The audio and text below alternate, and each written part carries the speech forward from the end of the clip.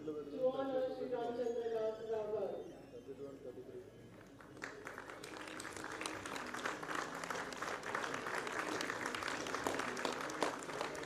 May I request Dr. Colonel Shri to honor Dr. Gurumurthy garu.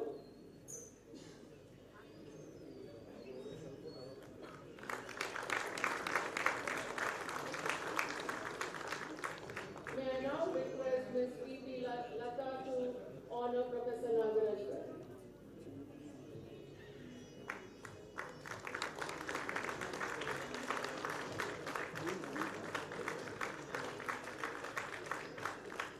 I request Ms. Ahanya Raju from Intellectual Cell to honor Shri Bipin Pendiara.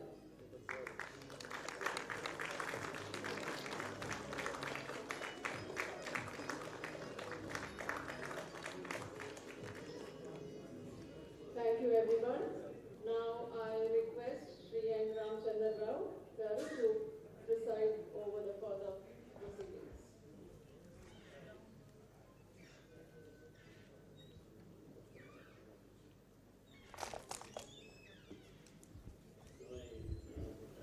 Request you all to kindly attend for Vande Mataram. After Vande Mataram, we will proceed.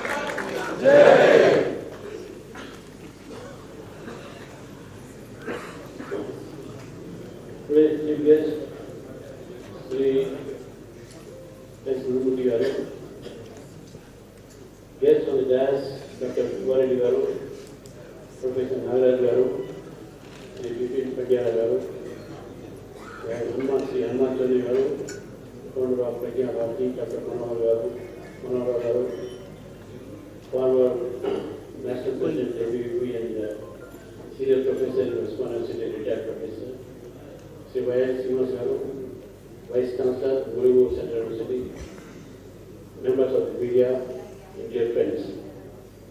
First of all, I'd like to thank all of you for sparing your evening on Sunday to listen to today's guest, Shri S. Gurumurthy garu, on Atmanirbhar Bharat in the contemporary context of the national and geopolitics.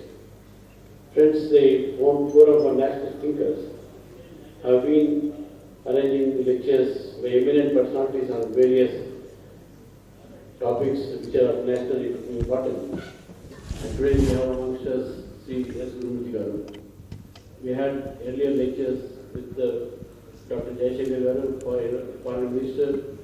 We had lectures with Shri Venkaiah Naidu garu. We had lectures with public judges and many other people on various topics. And today we are happy to have amongst us Shri Gurumurthy garu on this particular topic which is of national importance. We have seen India which was there before 2014, and when we compare India with present day, after 75 years of independence, it's Amrit Kal, and this Amrit Kal, India is self-dependent. It is no more a dependent country. It is no more a developing but a developed country. And we are today the fourth largest economy, growing economy in the world. And after Narendra Modi has come, we have seen there were 75 airports before 2014. Now we have more than 150 airports. We have we have almost produced Covaxin, the vaccine against the corona, and we have given it to not only our Indian entire population free of cost, but we are also exporting to other countries free of cost. That is now the power of India. Not only in the field of medicine and pharmacy, but also in the field of defense. Now we are self-reliant, self-dependent. And in fact, earlier we used to import, but now our exports on the defense side have increased. So therefore, if you go on telling this, several development activities are there. And today, this Atmanirbhar, not only on the economic front, but on many subjects and many front, today India stands tall in the world. And therefore, the present we are seeing the entire world is reeling under the different wars. Russia, Ukraine, and then Iran, and the US, and then West Asia, the Israel, and the other Arab countries. So in this context now, very much important that national thinkers thought that we shall have a discussion on this topic, that is Atmanirbhar Bharat in the present context. So therefore, we are happy to have amongst us Shri Gurumurthy, and I thank him for accepting our invitation, which actually I made him when I met him in the airport, and I'm very much grateful to him for accepting the invitation, and yes, amongst us. We have amongst us Dr. Gurumurthy garu, who is also known orthopedic surgeon and Sunshine Hospital. Everyone knows the leading hospitals in this Hyderabad city. And we have among us Vice Chancellor of English and Foreign Language University, which is a central university, and which has that particular university, which is close to Usman University, is of international standard. And we have Professor Nagaraj with us. I am thankful to him for accepting our invitation. I also thank Mr. Bipin Pandya, who is also President of the Hyderabad Software Association. So therefore, Software Entrepreneur Association, HISA. And HISI is also a very popular organization here, which recently invited Sri Ashwini Vaishnaoji, Honorable Minister for IT and Railways. And a lot of IT sector people came and met him, and there was a roundtable conference also. And there we came to learn that India on the software front also made a lot of development. So with these few words, I now request Dr. Gurumurthy garu to kindly address us for a few minutes before our chief guest speaks.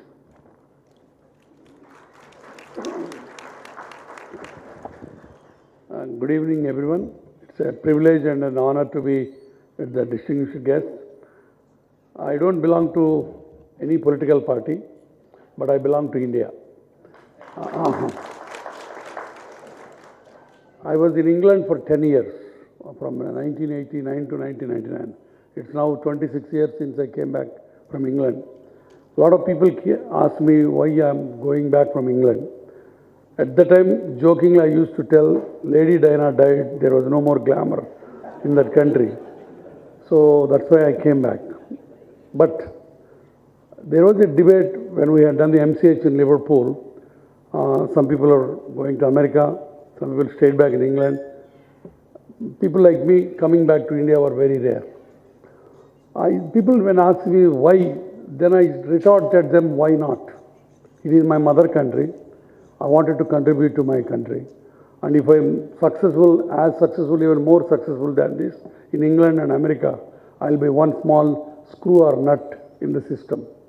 There is no more value there in the social relevance there. But here in this country, the more I do my profession, the more I can make the people walk, the more I can get the technology into India, the more I can serve my country. And that is the single reason why I came back. And it's now 26 years, not a minute I regret it. And second thing is, I was very lucky, this Atma Nirbharta or the self-reliance has come into play in the last 20 years or 24 years since I came back from to do practice. Because in the earlier days, you will be surprised when any conference happens. I talk only about healthcare perspective. All the white guys used to sit in the front and all the Indian guys used to sit in the back. We were so timid and did not have enough numbers to talk, did not have enough scientific papers, and everything used to be dominated by the whites in the front. Now the whole scenario is reversed. Now we go all over the world, and even in a conference like India, even the whites come, they see our cases, they see our numbers. For example, I'll give you my example. I do around 5,000 joint replacements every year. That is all Mayo Clinic in America put together, around 35 surgeons will do the same number. So that is the power of our numbers. And that is the power of our wide spectrum of patients. And I'm very glad to say that today, not a single machine and for want of a single expertise, people need to go outside. Not a thing. When my brother, my own brother, had a cardiac problem in 1980, when I was in medical school in Guntur, I got to take him to Christian Medical College, Vellore, for an angiography. You will be surprised to know the maximum cath labs in India are in Hyderabad. So Hyderabad is a health capital of India. But what I'm trying to say is the healthcare has progressed leaps and bounds thanks to the corporatization, thanks to the corporatization of the government hospitals. The quality, the standards have become tremendous. Even the government hospitals in Hyderabad are doing liver transplants and kidney transplants. It is not a single thing. It is a thing to be lauded. And it's all possible because of our thirst of self-reliance. Now, the robotics is the buzzword in healthcare, especially in orthopedics and other branches. Now, a robot from Germany or America costs around 10 crores. Now, we are producing an indigenous robot which is 1.5 crores. So, what I'm trying to say is that self-reliance has made into deeper roads into the healthcare also, and we are reaping the fruits of that. As a result, the cost of the procedures has come tremendously affordable to the people, and of course, thanks to the government like Shri or Prime Minister's relief things, many people, they can afford a quality treatment as a rich man without any doubts in India. And that happens only in India. And the second point is, when I now go to a country like America and England, they look it up as and say that in digitalization and in telephone services, we are 1,000 miles ahead of them, 1,000 miles. So that is the beauty, or that is the power of self-reliance, and I'm very glad to be part of it, and I'm enjoying the fruits of it, and I'm sure in the coming another 10, 20 years we will catch up, and we are no more, will be in a developing country bracket. We already gone beyond that, but there are some still potholes, no doubt about that, especially in my field. I have to publicly admit and tell the people who are in the front powers of the corridor to take it to the Prime Minister that the number of deaths on road traffic in India is 10 times higher than the cancer deaths, 10 times higher than the pediatric heart deaths, 10 times higher than any other communicable diseases. Every 3 minutes there is a death on the roads in India. As we speak now, 10 people must have died. So this is the appalling state of affairs in India. Many things are contributing to that: the roads, the traffic, the lack of systems, the lack of enforcement, the lack of will from the government as well. Let me say that. Because government should put more heart into the road traffic accidents, sir. And this is a very, very important thing. In the last time there is another national forum, I made it a big point. In fact, we started a Sarvejana Foundation, and we wanted to make Hyderabad into Saferabad. By doing so many things, we are working on that. But it's a big, big path, and only the NGOs cannot do that. Government will has to be there, and government is the one which can do that. Last sentence: the whole global vehicle population, India contributes 1% of the vehicles, whereas the deaths we contribute 16%. So those are the appalling numbers. You know what is the commonest cause for the death in the school-going children? It is not fever, it is not diarrhea, it is the road traffic accidents in front of the schools. So these are all some of the systems which need to be done by sheer inclination and by sheer will of the government and the people. So that's what I make a public the opinion for the government to come out and make a white paper to do away with the road traffic accidents, number 2. Number 3, I'm very happy that I'm a part of this forum for the thinkers, because it's high time that the educated people should come and contribute to the building of the society by sheer thinking and by sheer think tank. So you don't need to be MLA, you don't need to be MP, but you can be a responsible citizen. And in fact, I realized that the power of social media from a doctor in COVID. I just started one small video to make the things clear, and lakhs of people saw that, and then that shows the power of social media, that shows the power of educating the society, and that shows the responsibility of the doctors and the other elite of the society to empower the people with the knowledge, whatever they are experts in that field. I'm thankful. Srinivas is a good friend of mine. He supplies me grapes and mangoes every year, and more than that, a good intellectual association, and I'm glad that I've been a part of this one. Thank you so much, and I'm sure our self-reliance will go a long way and make India proud in every field. And one more thing is, our own Hyderabad rocket boys released a rocket, and which is unheard of, without glitch. So you take whatever is that vaccine capital of the world, or Varaprasad Reddy, the Bhishma of vaccines, is my neighbor. So many success stories from Hyderabad and in India in general. So we should be proud that I came back to India, and I am proud that I am an Indian. Thank you.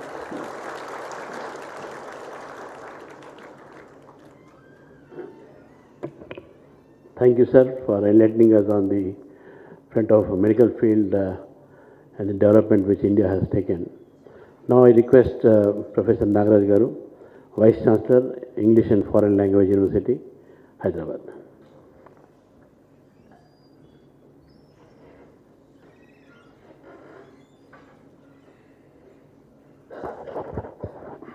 President Ramchandra Garu, honored guest Shri Gurumurthy Garu, Dr.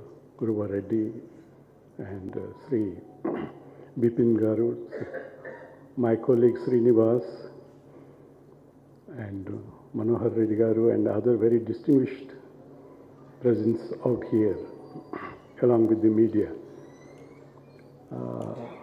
First, let me thank Sri Ramachandra Rao garu and the forum. Not that I am here on their invitation, but the kind of issues they are highlighting and bringing to our midst. I think this is what the nationalist thinking that contributes to the larger cause. Thank you, Ramachandra garu, for this. And I would go a bit nostalgic, how the earth is so small, because at the turn of the century, that's 2001 and 2, I had the pleasure of listening to Shri Gurumurthy garu way back and way far in the Thani group of tribes in Arunachal Pradesh. And at that point of time, there was a different government, there was a different narrative, there was a different set of people in power. But Gurumurthy garu came, he delivered what he wanted to. He always was very clear and candid about his views. And another thing which I always liked about his talk or his intellectual engagement is that he analyzes the economic and policy issues and grounds them in cultural contexts, which is very, very important. And this, for him, a national economy or an economy is not an economy if it is not related to the national issues. An economy has to be the people of a nation and the concerns of the nation. That's what it is. And it is a pleasure listening to him, but at the same time, it is a challenge engaging at his level of intellectual rigor. I have seen it. The other thing I just wanted to tell, he is now the editor of Tughlaq. Some of the senior citizens here, they know Tughlaq when Cho Ramaswamy was the editor. We were young college students. And Cho Ramaswamy was the counterpunch to this duo of Ramachandran and Karunanidhi. He was the, they used to have duets and duels both.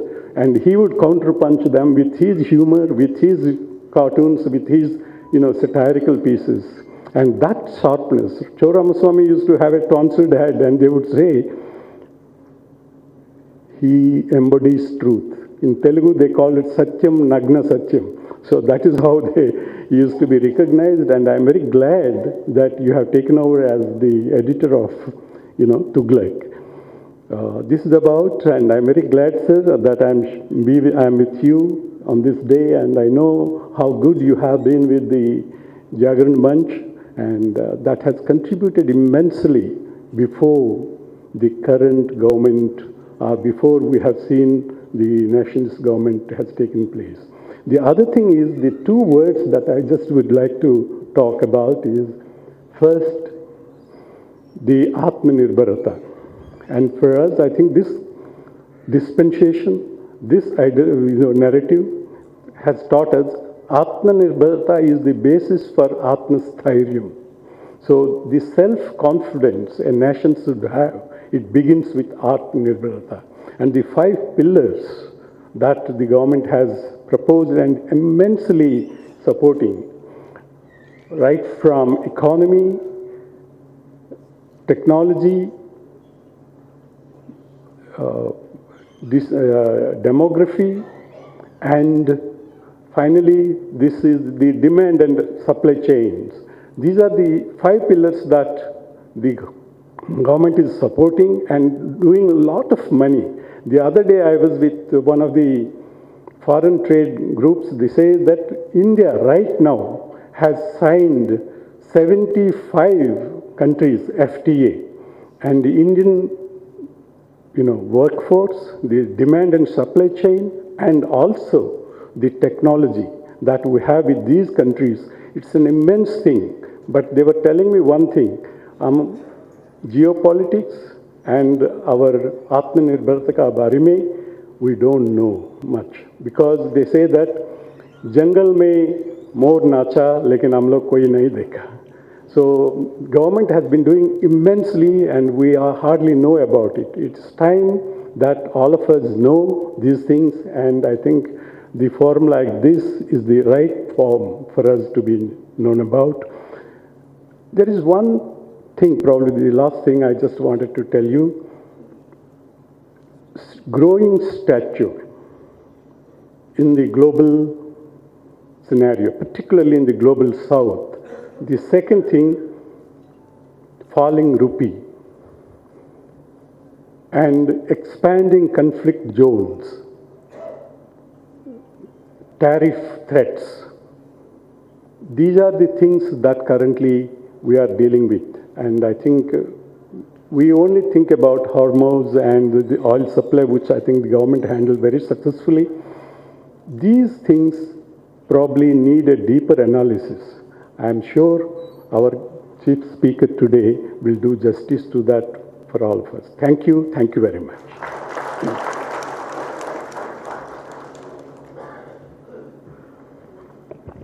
Thank you, sir. Now, Hyderabad, as everyone spoke right now, has become a health hub, and now education hub also, because he is the Vice Chancellor. So Gurumurthy garu, doctor, so he spoke about the health hub, how Hyderabad is turning into a health hub, and how educational hub. Now Hyderabad is also IT hub.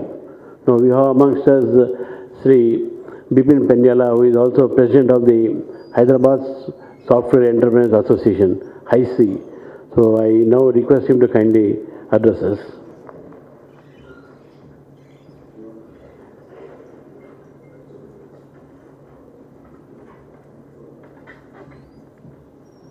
Good evening, everybody. It's indeed my pleasure this evening to stand in front of all of you. It's an amazing set of people that I see around myself. On the dais, we have, Dr. Gurumurthy garu, Ramchandra garu, Dr. Gurumurthy, Professor Naresh garu. And then, of course, in the audience, I see Dr. Hanuman Chaudhary garu, and I don't know how many of you know, but I was thinking that the IT industry today, be it in Hyderabad or be it in India, the reason we owe it, if there's one person who's really been instrumental, that has been Mr. Hanuman Chaudhary garu, who in early 80s started the software technology parks of India and started the Earth Station's installation out here. We have Y.L. Srinivasu, Vice Chancellor, and my fellow charter member, Nasir Khan Sabas out here, and a lot of other intellectuals here.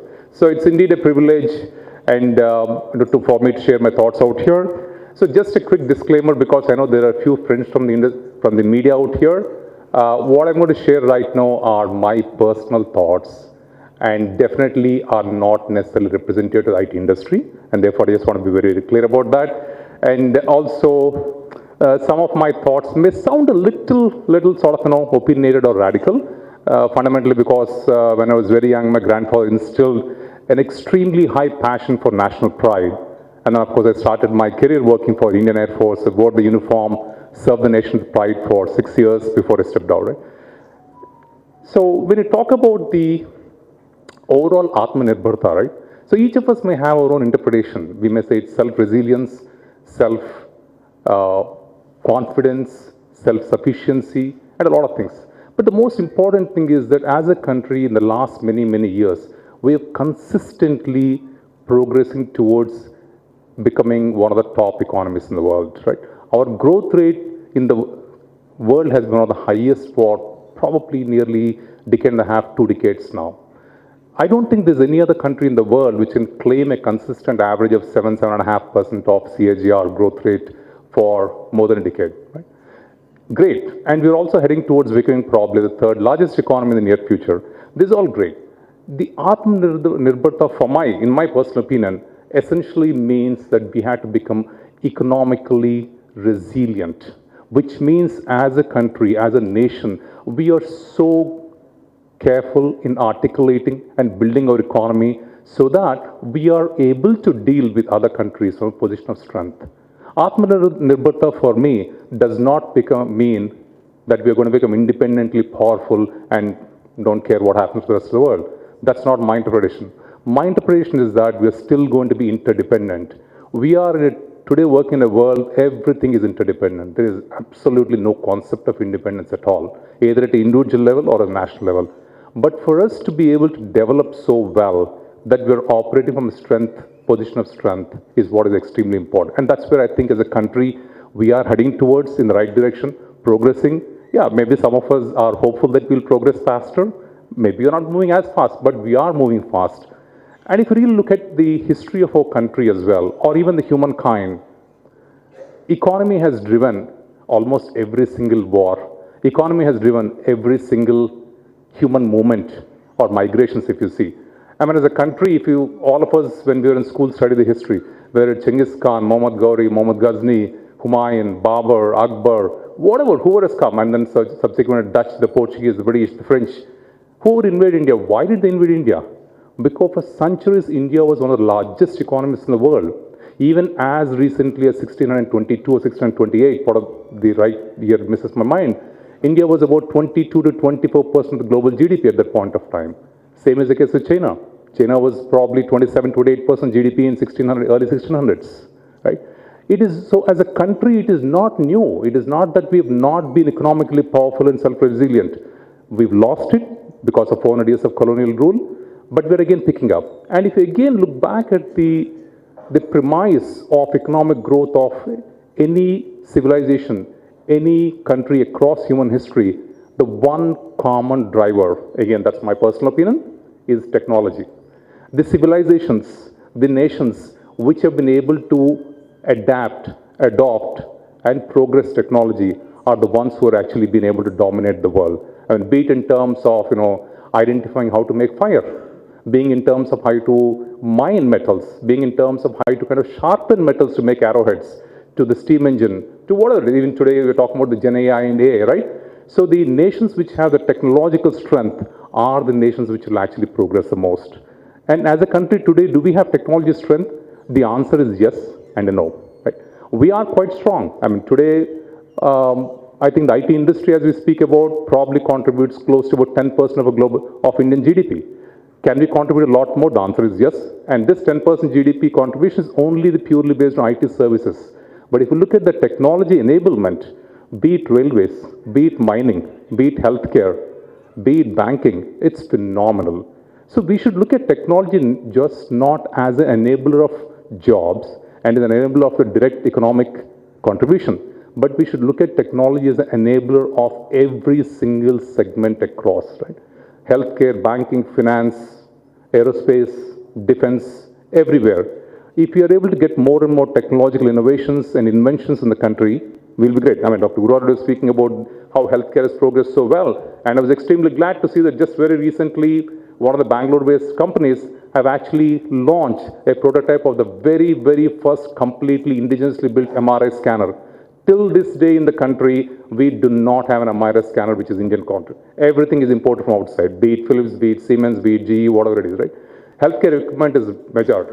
During COVID, of course, Dr. talked about COVID at point of time. If you remember the COVID time, we were under distress because there's not a single company in India which produces ventilators, which produces CPAP machines, which produces mechanical ventilators or whatever, right? We didn't have it.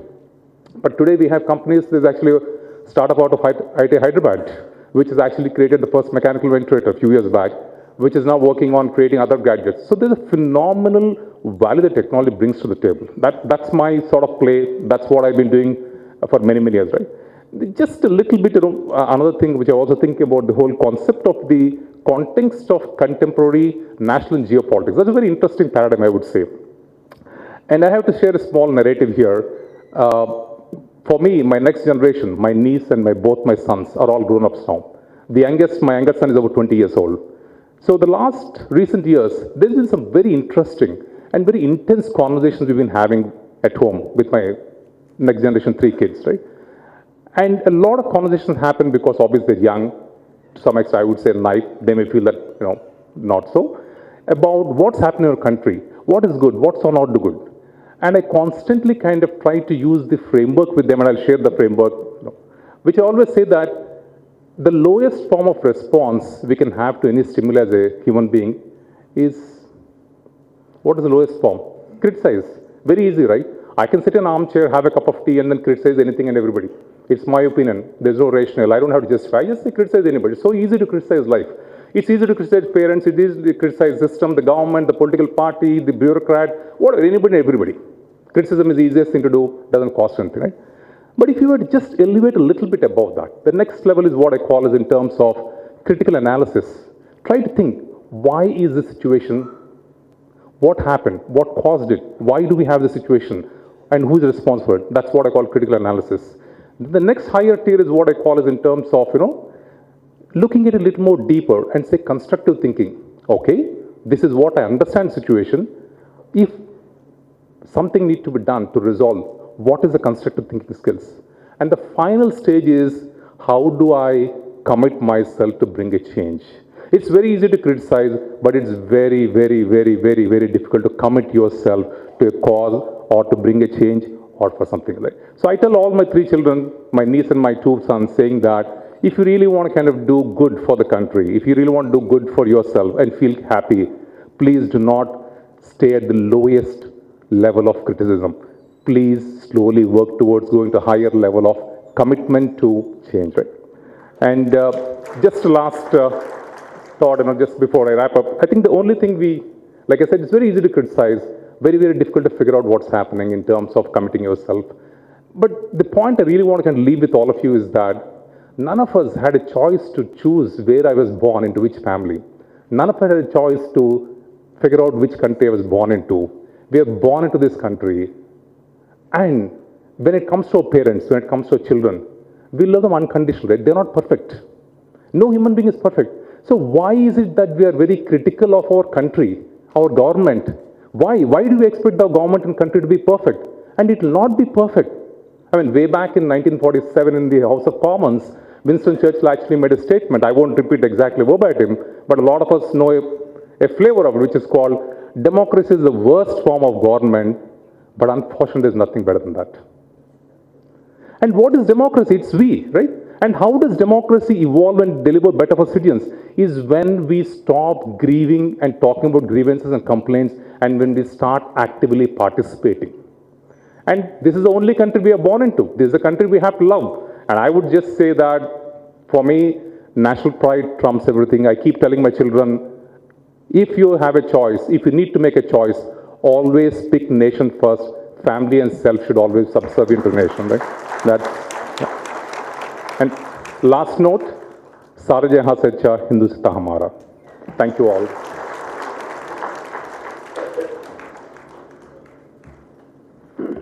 Thank you very much, sir. We are all waiting for our chief guest to speak to us. And after your speech, sir, there will be some questions for 10 minutes, anything we'll take. And now I request our chief guest, Shri, yes, Gurumurthy garu, to kindly come and address us.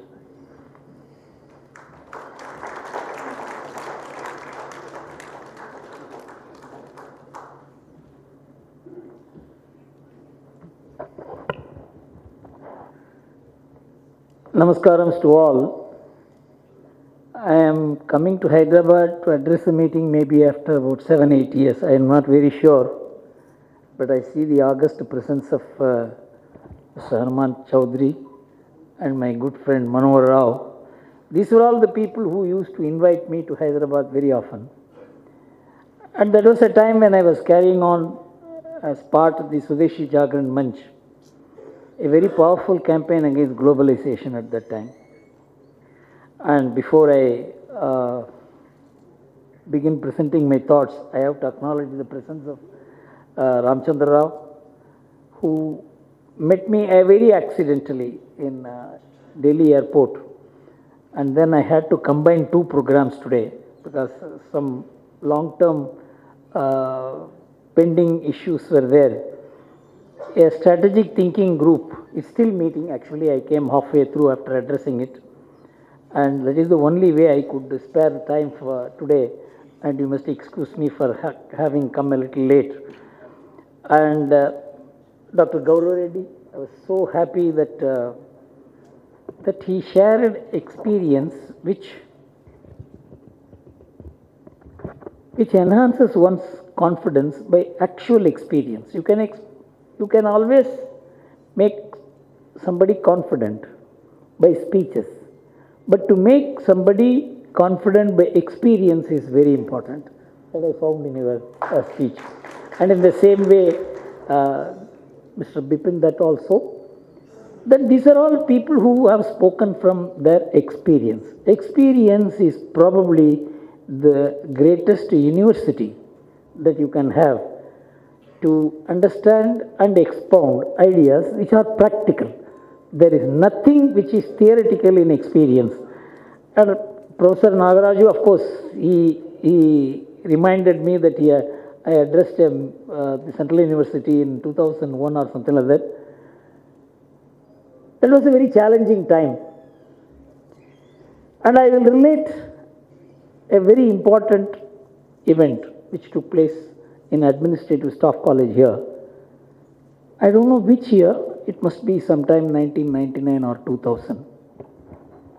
When the tsunami of globalization hit India, I call it a tsunami. Because having been a corporate advisor, I have been a corporate advisor of standing from 1977-78. And I was one of the topmost consultants in Bombay. I was very much sought after. But when globalization came, the entire country was stunned. How to handle the new animal which has come. So, about 30 or 40 industrialists I met personally. Nobody had any idea as to how to handle it. I spoke to many civil servants. They didn't know how to handle it. And then I thought that we have to go back to the drawing board to understand what India is. My mind went to what Gopal Krishna Gokhale told Mahatma Gandhi when he came back to India. He said, you have left India long ago, but the country to which you have returned is a very different India. So you take a travel across the country, but you should not speak for 1 year. You must only observe the people. What changes you find and what challenges they will be facing if you are going to launch a freedom movement was the task that Gopal Krishna Gokhale gave to him. You know, the relationship between them was Guru and Shishya. Gandhi had described Gopal Krishna Gokhale as his political guru. Gandhi went around the country, but in Madurai his attention was drawn to a farmer who was half naked, topless.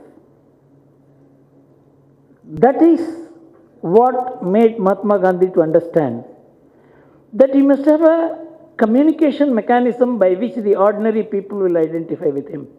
So he changed it into the dress. Can you imagine a Mahatma Gandhi in coat and pant and suit conquering the country? No.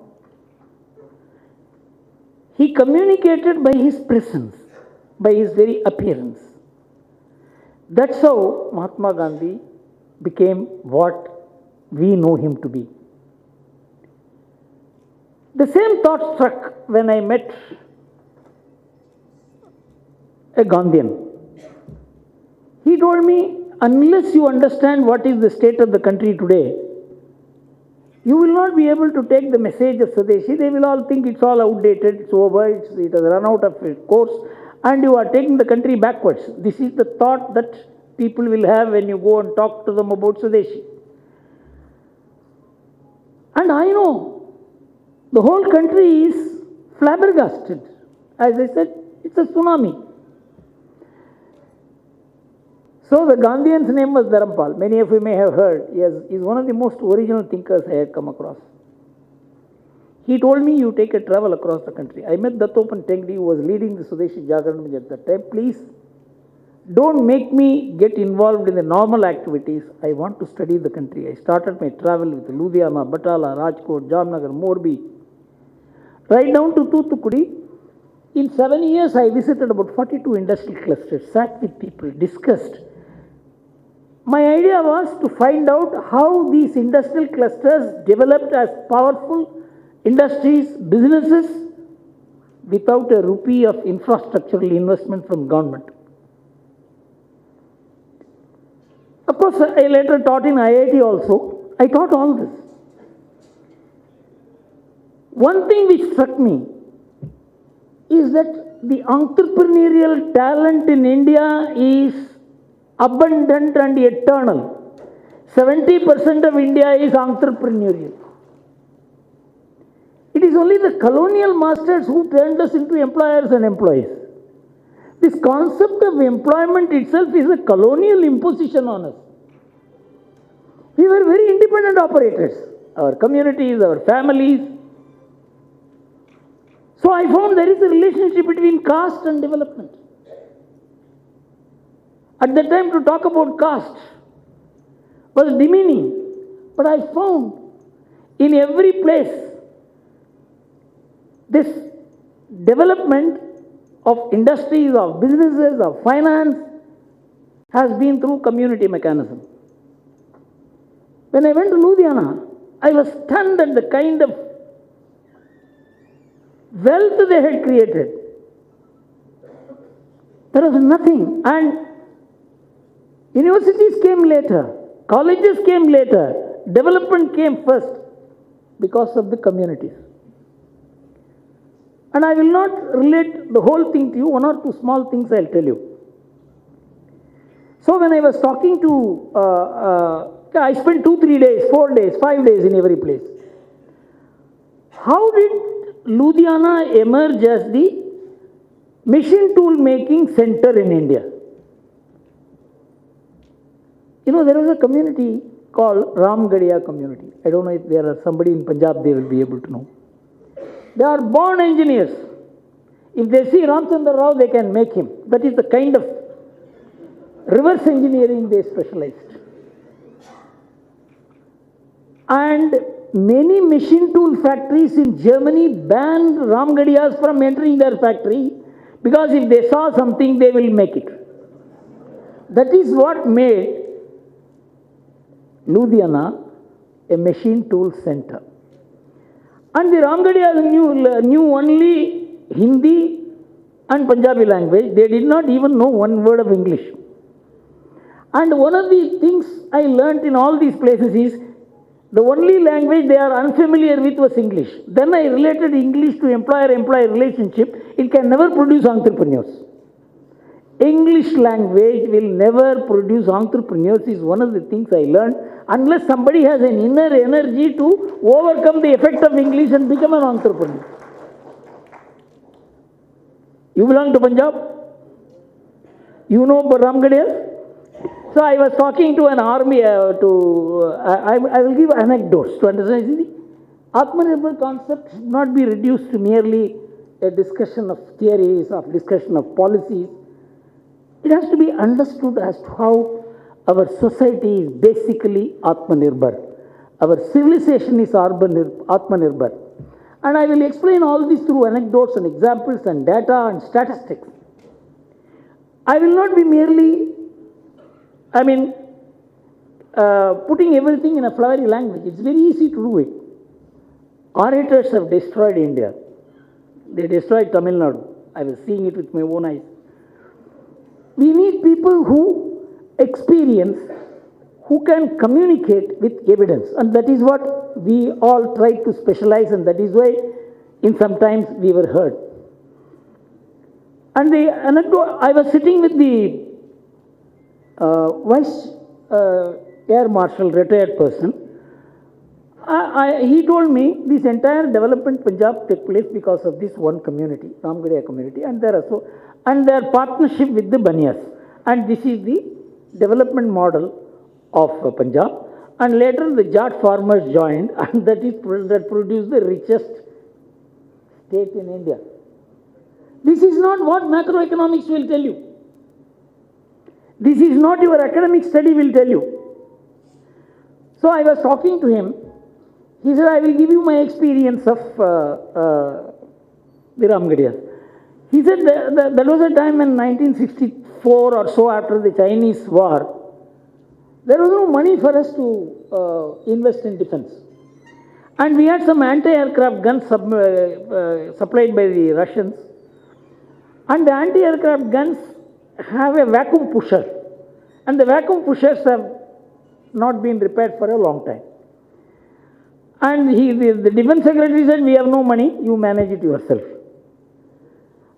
And these Ramgarhias always hang around this defense establishment, repairing the guns, repairing this, repairing that. So this Air Vice Marshal was at that time in charge of maintenance. He said he called one of these Ramgadiyas and asked them, can you make this vacuum pusher? So 4 or 5 of them came, examined the whole thing, sir, we have to dismantle it and assemble it. You can do it. But sir, can you allow us to take it home? No, this is a defense property, we cannot. All of you come and reside here. How long it will take for you to do it? Sir, it may take about 45 days. So 45 days they were housed in the place where the anti-aircraft guns were. And they finally made it. And they said, sir, how much it will cost? It will cost about 18,000 rupees.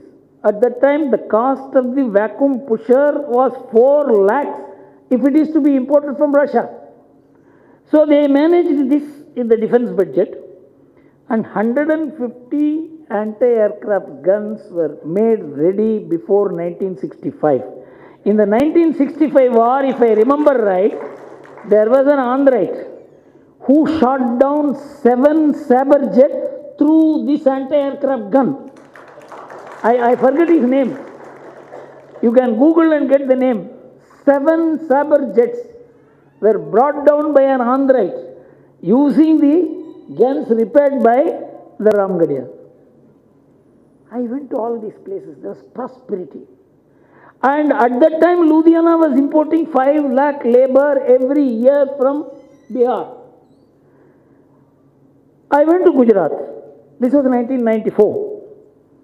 I was talking to the Rajkot Industrial Association president. And he knew 1 word of English. I did not know 1 word of Gujarati. We were discussing. The discussion went on till 2 o'clock in the morning. So somebody was trying to help us to understand each other. In fact, my mind goes to 1989 when I was involved in bringing together all the political parties. At that time, to defeat Rajiv Gandhi, who had 415 members in parliament, with BJP, which had 2 members in parliament, and all of our opposition parties put together 25 members in parliament, but all these people have to be brought together to defeat Rajiv Gandhi, who had 415 members in parliament. Everybody thought it was an impossible task, but we did it because of the Bofors issue had become such a powerful issue. So, when we were discussing, I was the principal person interlocuting with Devilal. Atalji used to say, Gurumurthy ko thoda Hindi मालूम होता है तो देवीलाल को थोड़ा अंग्रेजी मालूम होता है तो ये समझौता हुआ नहीं होगा. He always said it is through misunderstanding this understanding took place. Like that I was discussing with the. It is a desert. Rajkot was a desert. How did this prosperity sprout there? Is it, sir, in 1953 or 54, some Patel who is all these blacksmiths, they imported one diesel engine set from somewhere and found it is so simple that they can replicate it. So by reverse engineering, they began replicating, and not only that, they called everybody. Come on, you make this part, you make this part, you make this part. There are, at that time, in 1994, there were 2,000 SSIs, small scale industries, 55 assembling units. They began supplying to Kirloskar here, and they began exporting to Western countries, Arabic countries. They didn't know English. It is community. Entrepreneurial effort is a community ecosystem. This is what I found. Which is the place which is even today having the highest per capita income in India?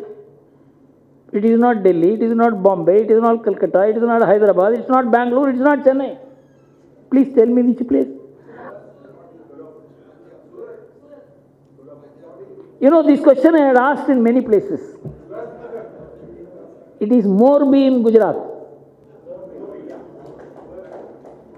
Morbi is a place which was wiped out by dam burst in 1965. It was completely wiped out. In 2000, Two, it was wiped out by earthquake.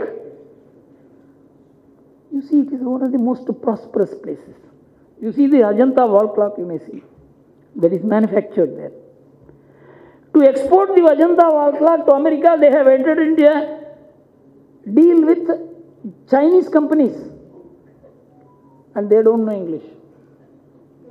You must understand, we think English is a ladder. English is a ladder for one purpose, but it is not for the purpose of development. I can tell you, this is my finding as one of the persons who traveled across the country. This country is a country of entrepreneurs. It is a country of self-employed people. That is why neither communism nor capitalism can come to India. The communists failed because we are a country of self-employed people. 70% of the employees are self-employees. If you go through the survey which the government produces every 5 years, the business survey, industrial business survey, there are 65 million non-farming enterprises in India. Non-farming enterprises in India, not including agriculture. This employs 12 crore people. That is the backbone of the Indian economy. These did not have money. They were borrowing at 36%, 46%, 60%. Till Mudra plan came. It is Mudra plan that began giving them money at 12 to 13, 14%. That particular sector is now the most vibrant sector. Of course, there is unemployment in India because we have unemployable education system. Your engineers are unemployable because they have not dirtied their hands in studying engineering. The roadside automobile mechanic knows more about engineering than the automobile engineering produced by any engineering college. Because you don't learn engineering through blackboard. You can't learn swimming through blackboard. You have to get into the swimming pool. We don't have in our education system the practical manifestation of the technology that you learn in books. That is the gap in our education system. In medical it is filled, because unless you have a hospital you can't start a medical college. But it is not so in engineering. Unless you have a factory, you cannot start an engineering college. If that is so, no politician could have started an engineering college. So there is a gap. As you go up, there is a talent gap. As you come down, country is full of talents. Then I theorized, our country is basically entrepreneurial. In fact, we devised the cluster policy and gave to Atalji. Then Atalji decided that every one of these industrial clusters which have come up on their own without any government support, infrastructure, nothing. You know, Tirupur, which is now exporting 6 billion tons of knitwear garments. When I went there first in 1999, there was only a 2-lane road. Foreigners used to come. And there is no way by which you can take them. And the Tirupur people, they are very clever people.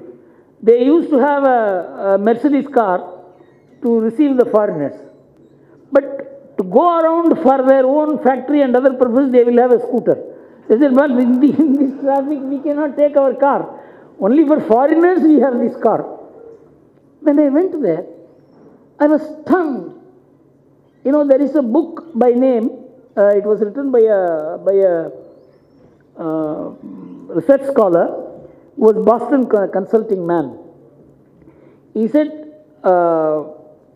the social capital, he wrote about social capital, I forget the title of the book. He wrote about Tirupur and said 70% of the people who are in the export business, about 300 families out of which 70, they are educated less than 12th standard. Only 7% are graduates. And then I will conclude this experience in I addressed a Rotaract meeting of youngsters in a hill center. I forget the name of the hill center. And about 150 youngsters were there.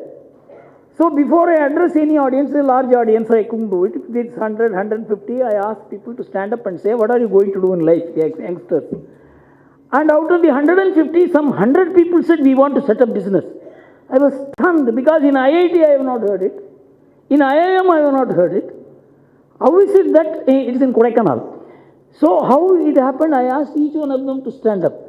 Sir, we are in Tirupur, we are in Namakkal, we are in Karur, we are in Coimbatore. It is that social ecosystem which produces entrepreneurs, not IIT.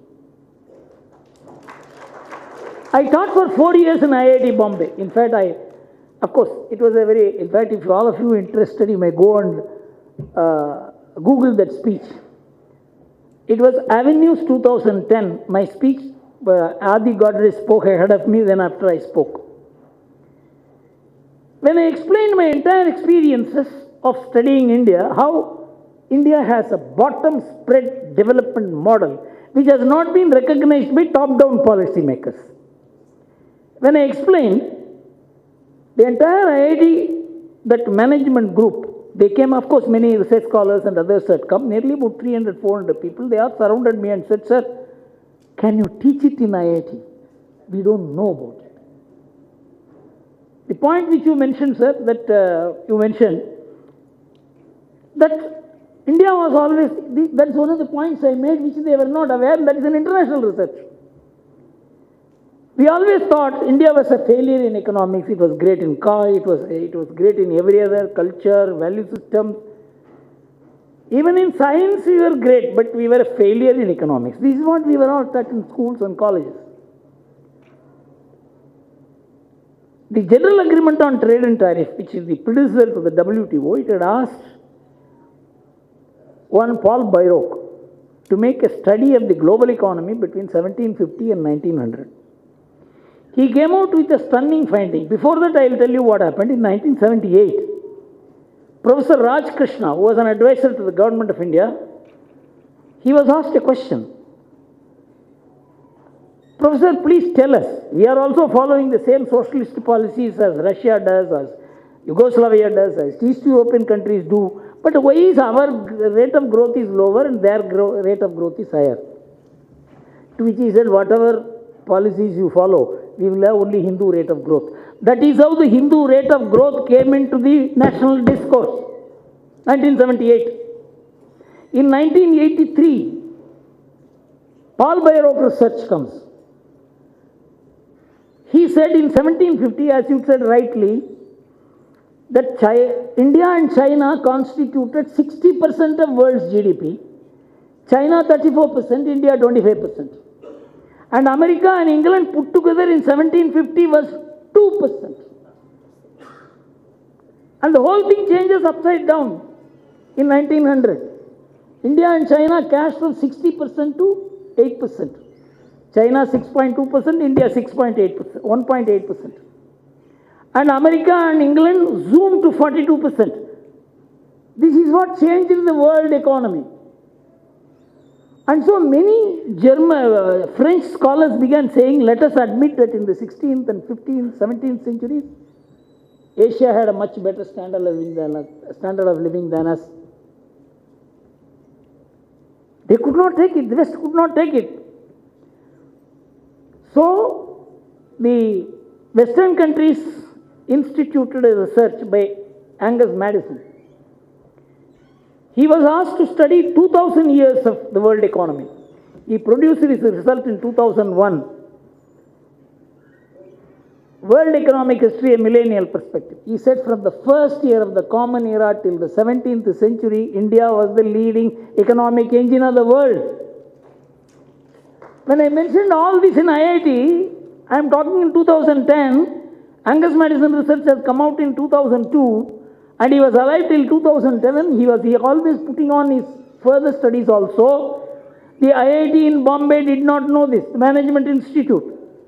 They said, sir, what is the use of keeping all these buildings? We can demolish these buildings, which does not teach this subject. Can you teach this subject? It was 4 years. I became the visiting professor at IIT Bombay. So you can understand the ignorance of Indians the best-minded Indians, the best-taught Indians who are supposed to be the window of India to the world and of the world to India, knew nothing about India. This ignorance shocked me. And I will tell you my experience in the Administration of College of India here. I was addressing a meeting, it was a large gathering, something like this, maybe even more. So when I was explaining that globalization is going to be a disaster, it's not going to work. Halfway through my speech, one person stood up and said, people like you must be shot dead because you are taking the country 500 years back. The whole situation has changed to today. Today, globalization is dead. Who says this? The promoters of globalization. WTO is castrated by America. They refuse to appoint the dispute settlement mechanism judges. Oh. Today the world has completely changed. You are right. Or I don't think who mentioned it. Today the concept of Atmanirbhar is undergoing a change. When the socialist system came, Atmanirbhar was self-sufficiency. It is not self-reliance. It was self-sufficiency. It destroyed India. Self-sufficiency and self-reliance are not the same. Then came globalization. That is self-reliance, self-sufficiency means we have to be independent of the world. We have to produce whatever we want. We should have nothing to do with the world. This was the socialist policy. When globalization came, you have to merge into the world. First, you have to be independent of the world, separate from the world. Next, you have to merge into the world. That was globalization. And in the whole country, very few people protested against it. But today, the meaning of globalization, that is, meaning of Atmanirbharta has changed. Nation as the core, world as the additive, is the proper definition of Atmanirbharta. But for that we must know the fundamentals of what is India. And I will give you the beginnings of a conversation which I had with the Prime Minister in the year 2023, when he had given this motto to the G20 nations of one earth, one family, one future. So he asked me about what do you feel about it. I said, yes, it's a good thing, but I don't think a foreigner can understand this. We have to back it with data, but we can do it. He said, what is the data you will give? Then I told him a few data which I am going to share with you. Why I am mentioning this is not a secret, because afterwards the Prime Minister asked me to deliver a speech in the Niti Aayog in which I mentioned all this. First we must know about India if we want to understand what is Atmanirbharta. Atmanirbharta is not import policies or trade agreements to reduce imports or increase exports. It is not to increase only the economic strength of India. It is first to understand the strength of India. I am going to tell you statistics which are not ours, which are statistics which ourworldindata.com produces, and that is largely the statistics of FAO, UN, and world recognized in this undisputed data. I am now going to give you the gist of what India is, the picture of India. You know, we are 2.4% of global land area. We have 18% of human population, world's human population. We have 30% of world's bovine population. We have 42% of world's all cattle population. We have 8% of world's bioresources. And we have 21% forest coverage. It's an ecological wonder.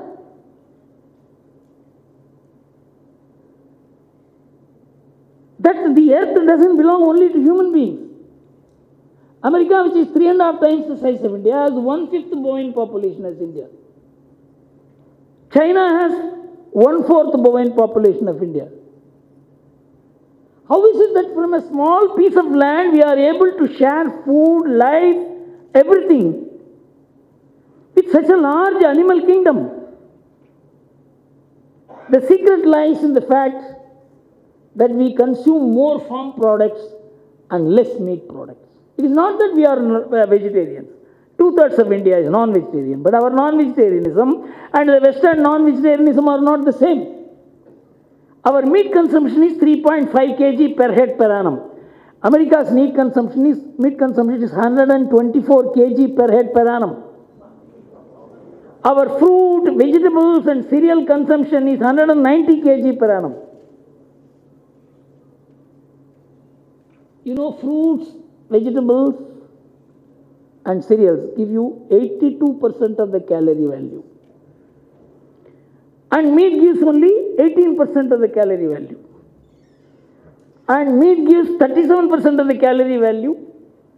And farm products give you 63% of the calorie value. That is why we are able to sustain on a small piece of land such a huge population.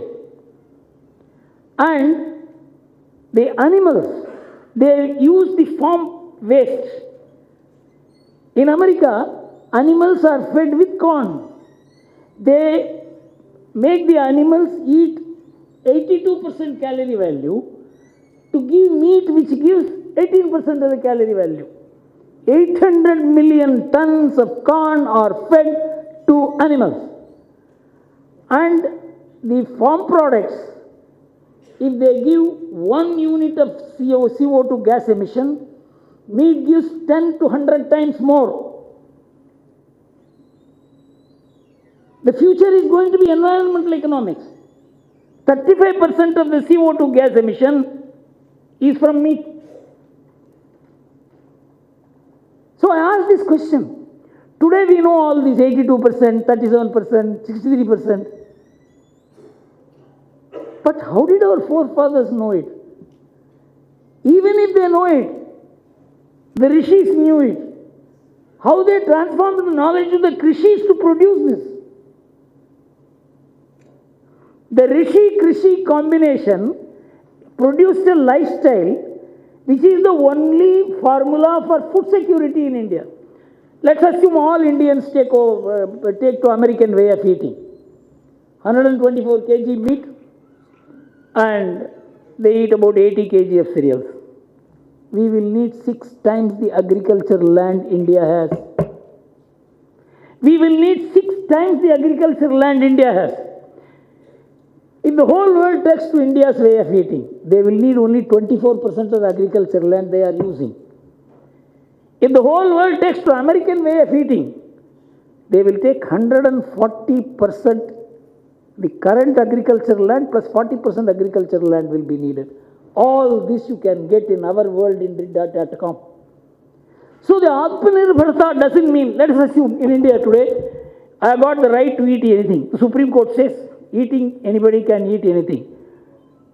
If 20% of Indians shift to the American way of eating, there will be no food security in India.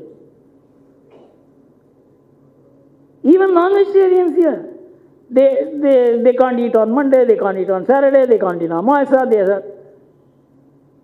We built a discipline. This discipline is not by law. This is a tradition. Every community has it.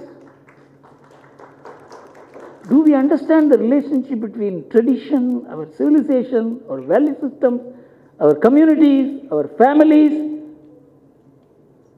and our food style, and our food security? So I told the Prime Minister, of course, I told about other things also. 84% of Indians take care of their parents. Parents live with them. So that our average person residing per household is 4.5. For Atmanirbharta, it is important. In America, 2.5 persons reside per household. It was 3 in 1960, it is now 2.5. This 0.5% reduction in household meant construction of 35 million more houses at 8.5 trillion cost. In India, we all reside because we have extended families, we even take care of grandfathers. sometimes even our own brothers and sisters who cannot take care of themselves. The average is 4.5% per annum. If it becomes like America, we will need 135 million more houses. We have no money, we have no space. You know, Atmanirbharta doesn't mean only economics. There is culture, there is value system, there is philosophy, there is tradition, community, family. And in 2001, I delivered a lecture in America that Indian economy is feminine in character, because it's savings driven. It prevents waste. These are feminine qualities.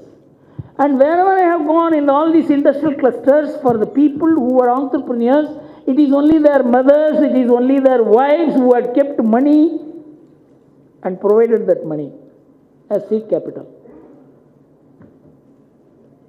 Communities circulated capital among themselves. In 2002, the World Development Report noted that in Tirupur, where bank was not lending money, it is the community through their trust. They invested in people who want to develop business. And the return of money was no question because that is part of the community discipline. This is Atmanirbharta. So my idea about India changed completely. India is not a market. It's a society. In 2006, the Economist came to a view that market economics and market society are different.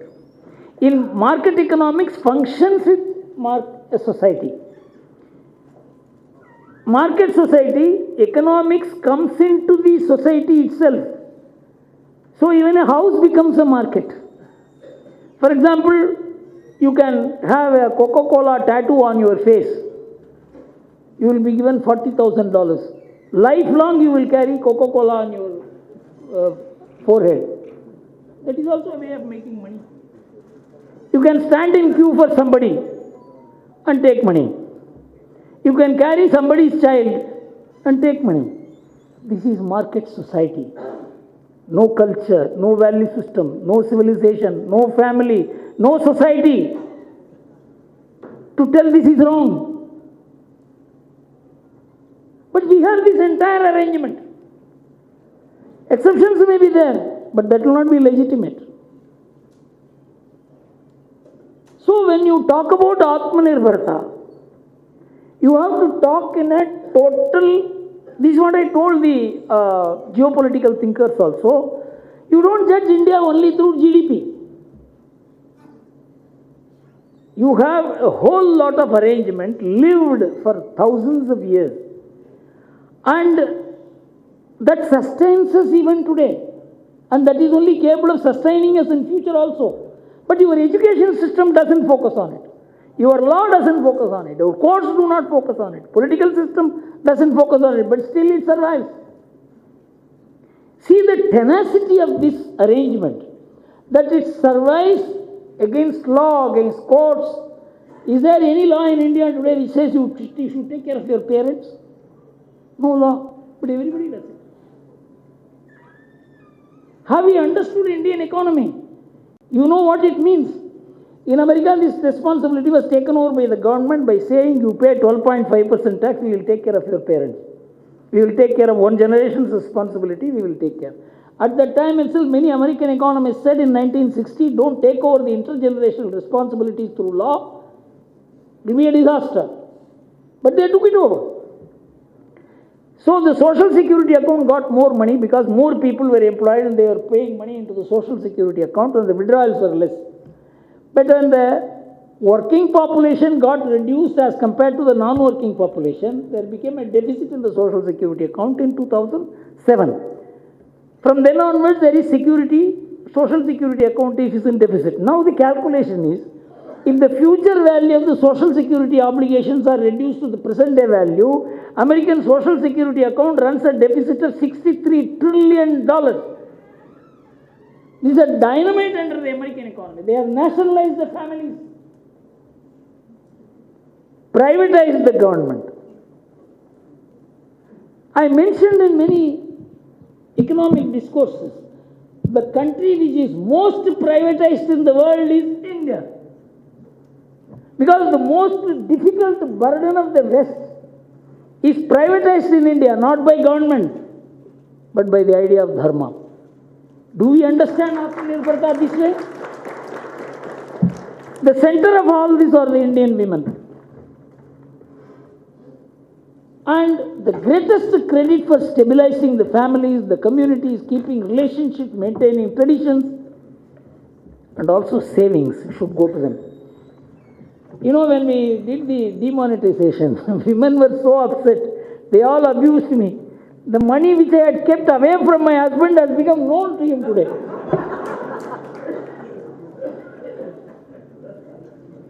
So India is different. But this is not the way your economists or your policy makers or your media or your intellectuals understand, but India is that. By not understanding it, the India is not going to change. By understanding it, you will change. The policy makers will change. The media will change. The discourse will change. The narrative will change. That is what is happening today. You must understand that this awareness started only when India began rising civilizationally. It began looking at its past. And that is how, in the Niti Aayog document, in which I had some role to draft it, you must read that document. That cabinet resolution for Niti Aayog is the foundation of Atmanirbharta. In the word Atmanirbharta was used for the first time in the cabinet resolution dated January 1st, 2015. That set the tone for the policy making later. Stage by stage by stage. But even then the Prime Minister was not making it as his own narrative till 2020 when COVID struck us. It is then the Prime Minister said, hereafter it is Atmanirbharta because the whole world order has collapsed. Kissinger, who was the father of the world order, post-Cold War world order, he wrote a small piece of 300 words. The world order will change forever. Now the world order has collapsed.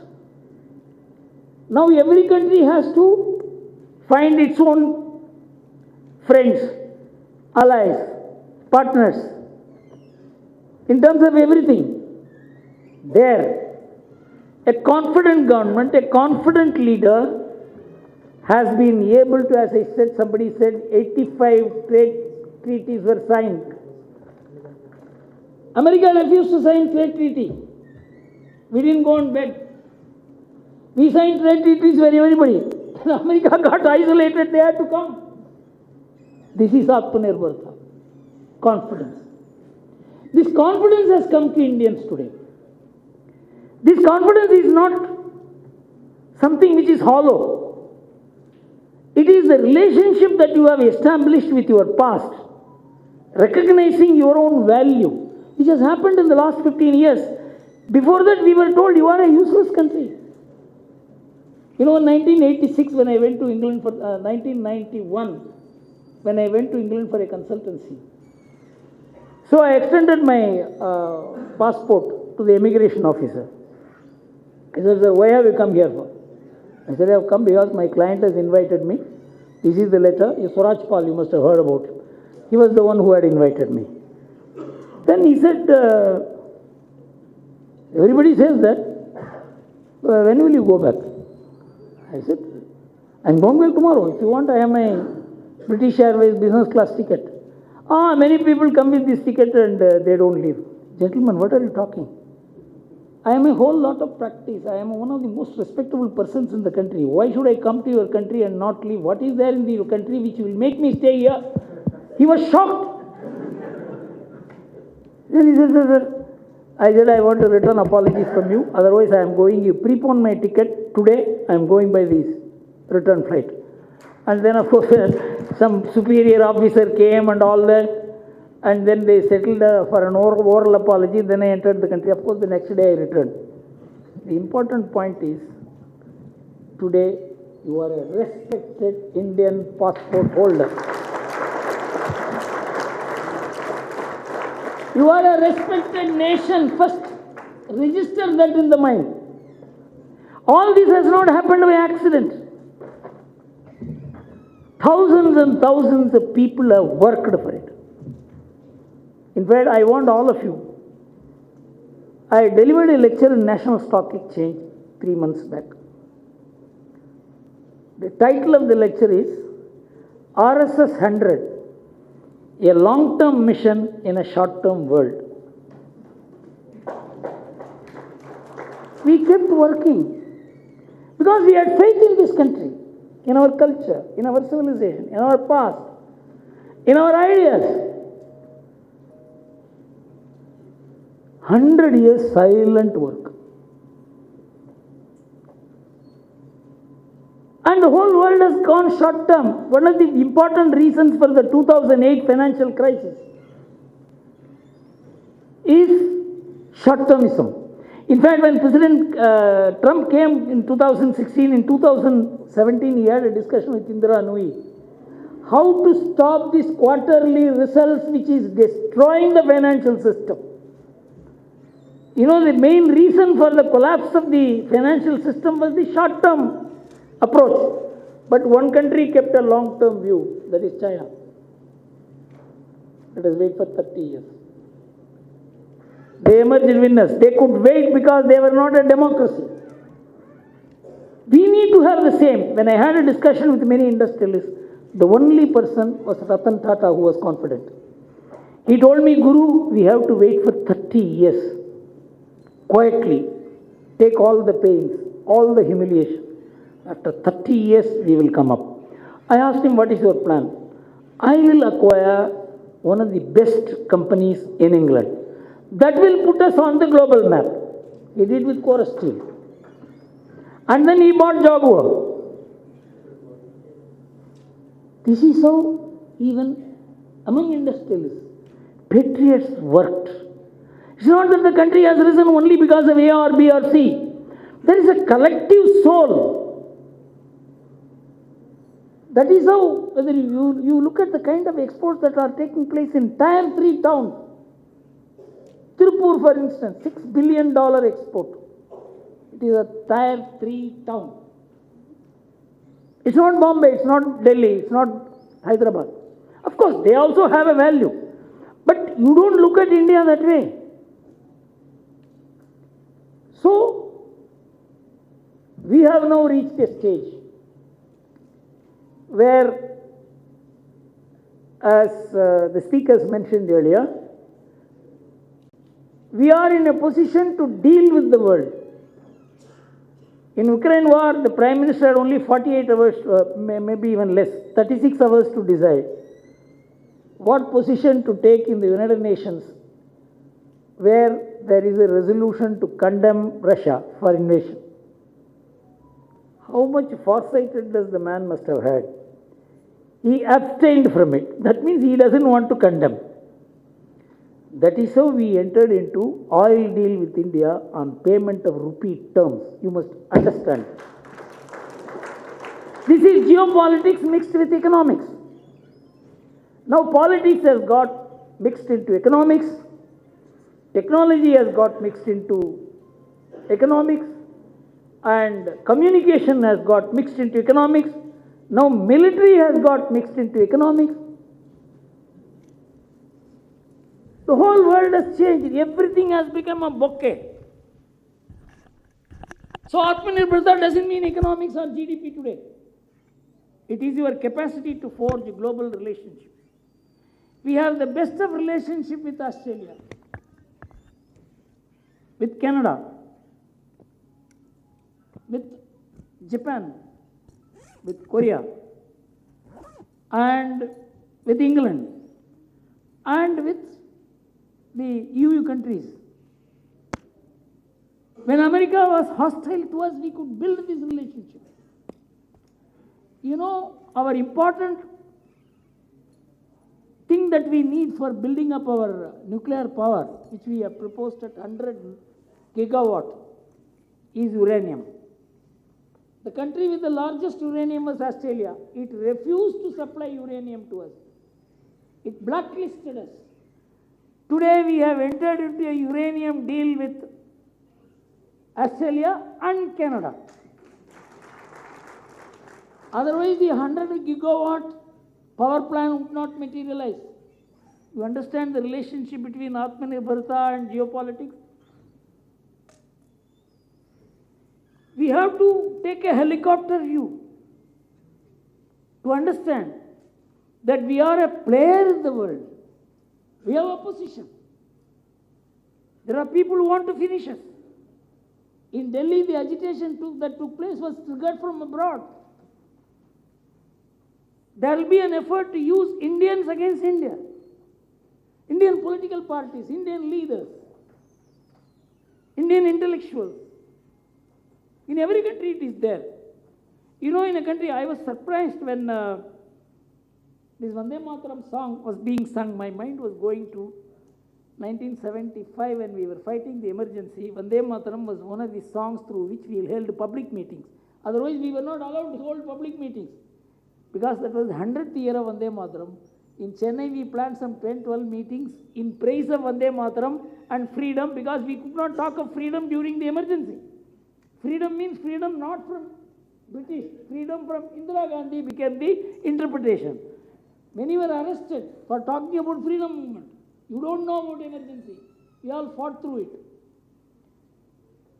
So, now a law is being passed. On the 21st, the law was introduced in Parliament. Immediately I found that Japan introduced the law on the 17th of July, 4 days before, to protect the national anthem, national flag of Japan. National flag of Japan is 1300 years old. It had slightly modified into the present form in the last 100 years. They did not even declare it as a national flag because the society had accepted it. Will anybody declare Om as a respectable sign? Not necessary. It is respectable.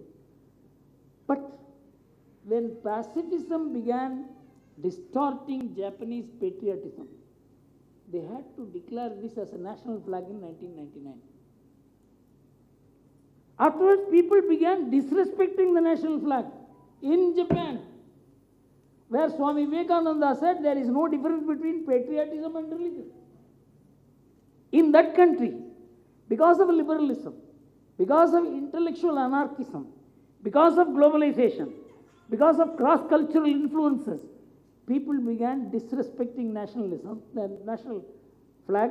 So on the 17th of July, Japan passed a law saying that national flag disrespecting means 2 years jail. World is changing in a manner where every nation has to safeguard its national identity, national signals. A civilizational consciousness is also coming from an anti-civilizational world order. World is becoming civilizational. Russia has declared itself as a civilizational state. China, which tried to destroy its civilization, the Cultural Revolution 1965, 74, that is the Great Cultural Revolution. They wanted to destroy the entire past. And now Xi Jinping says in 2021, on the occasion of the 100th anniversary of the Communist Party, 10,000-year-old Chinese civilization guided us in the past and will guide us in future. The world is becoming civilizational. India is rising as a civilizational power. Countries which did not have civilization. America never had a civilization. You know, in 1778, when America was proclaimed as a republic, how much was its population? Can anyone say?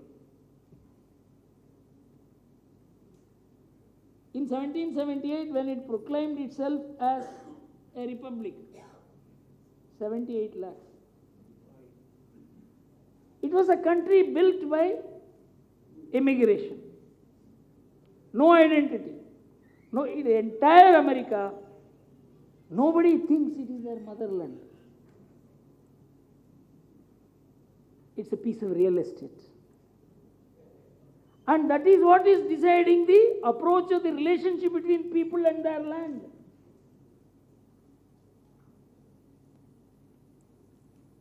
I will conclude my speech with how strong we are as a nation, bottom upwards.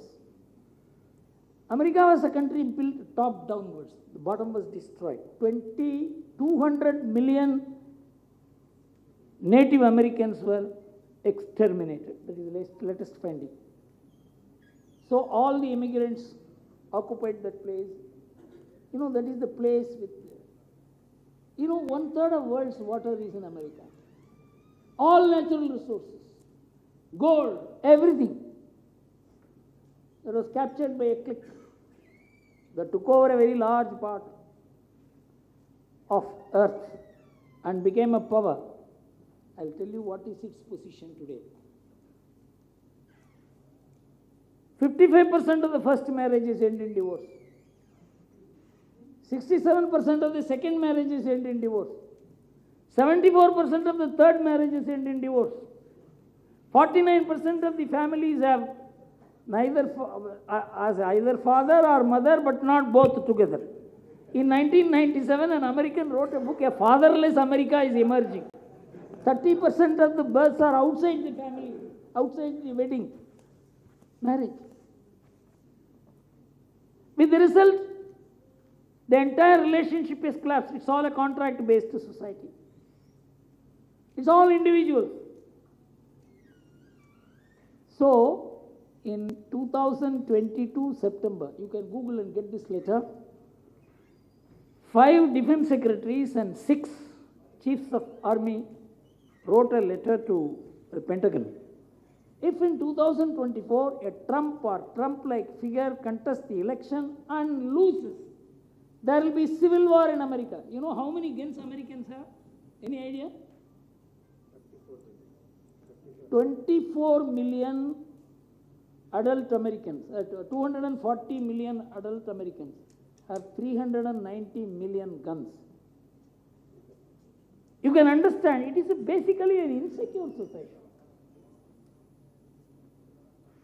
And it needs only a lighted match to a train of gunpowder. And he says the civil war will not be in the border. It will be based on color, it will be based on religion, it will be based on ethnicity, it will be between neighbors, it will be within the family. Because 60% of the Republicans will not touch the Democrats. If there is, families are splitting. So in 2020, this is the most important point. I will conclude that so you understand what is Atmanirbharta. In 2020, Pew Research came out with a report. All this is available in public. They said every country is politically polarized. All democratic nations are polarized. But the polarization in America is dangerous. Why? Because there is no identity other than political identity between Americans. There is nothing common binding the Americans. It is only the law, it is only the courts, it is only the system, it is only the market, it is only... My mind immediately came to India. 67 crore people attended the Kumbh Mela. See the bottom upward strength and the power of India. Top was not there for 1,000 years. How did we survive as a civilization? We are bottom upward civilization. Something is wiring us.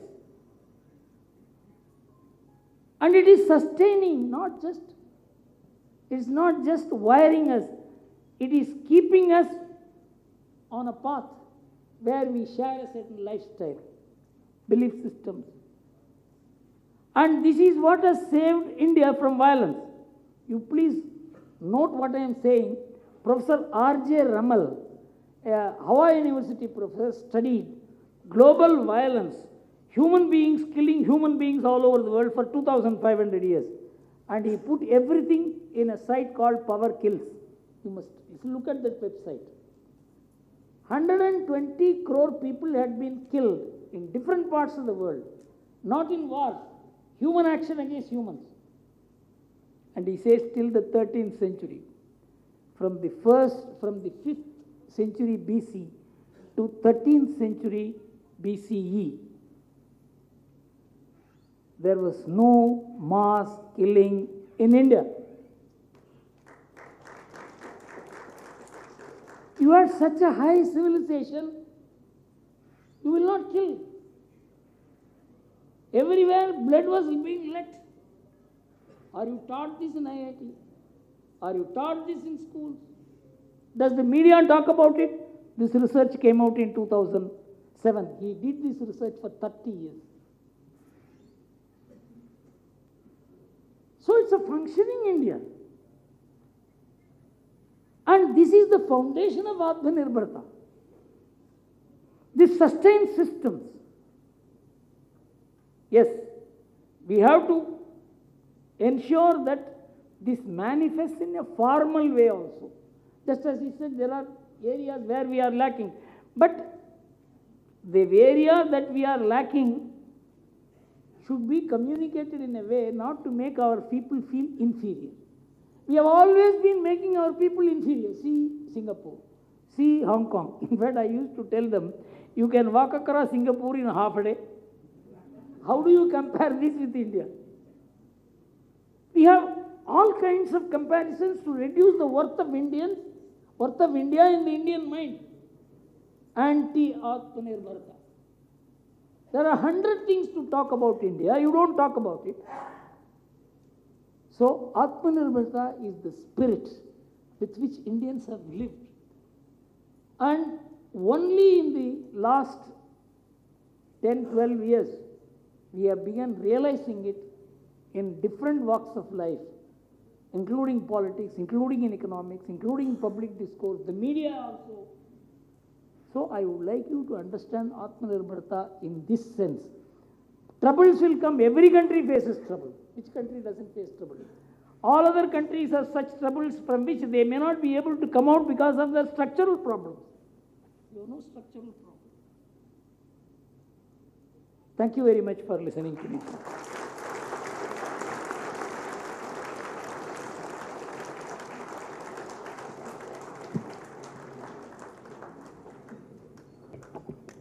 Thank you, sir, for your wonderful speech and your explanation on Atmanirbhar Bharat.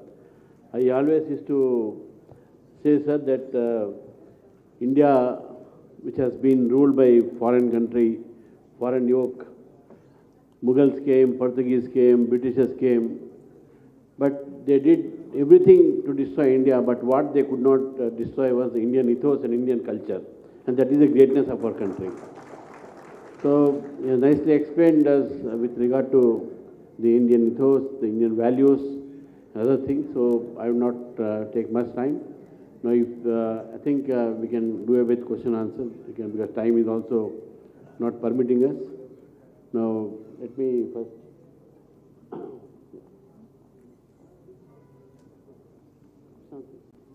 Any question answers? If yeah.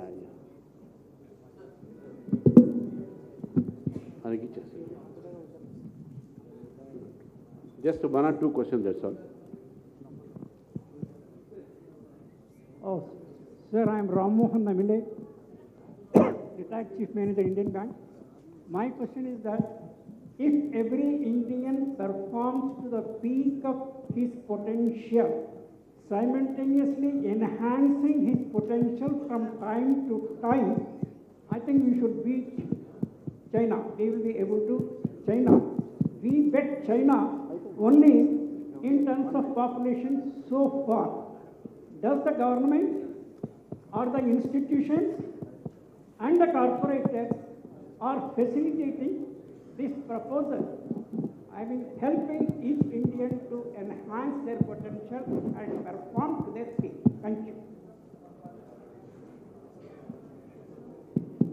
China has always become a big problem.